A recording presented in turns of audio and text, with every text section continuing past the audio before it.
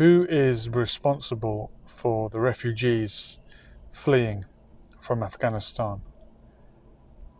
Who's responsible for creating the situation that they fled from, and which countries should take care of these refugees? Should it be the Western powers that invaded Afghanistan, Britain and America, or should it be the neighbouring countries such as Iran and Pakistan? And if you look at the league table, America are not top of the list when it comes to accepting Afghan refugees, even though you might say the blame lies heavily on their shoulders.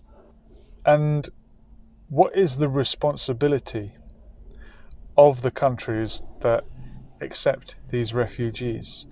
Are the refugees finding a new permanent home, a new life somewhere?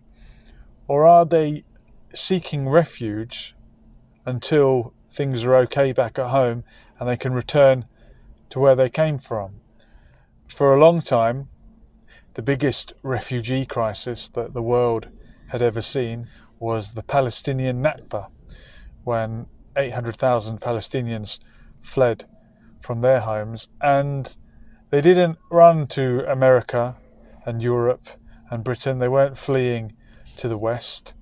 They escaped to the neighbouring countries, and in fact some of them became refugees in another part of their own country. The West Bank and Gaza is full of refugee camps where the Palestinians living there were pushed out to from towns like Haifa, Jaffa, inside 1948 Palestine. But the bulk of the Palestinian refugees ended up in places like Jordan, Lebanon, Syria. And some of these countries treated the Palestinians better than others. Some of them gave them rights that the other countries didn't. And I would say, of all the countries the Palestinians fled to, probably Syria treated them the best, and they acknowledged that although we're a poor country, you won't be any poorer than us.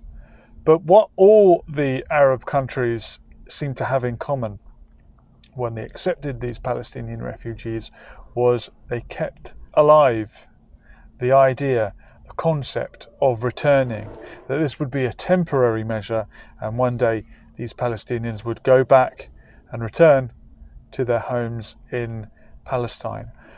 I'm not sure if that is what is being envisaged when the refugees welcome signs are being held up for refugees arriving in Europe. Are we accepting refugees in the hope that it will be a temporary measure and that they will be able to go back home?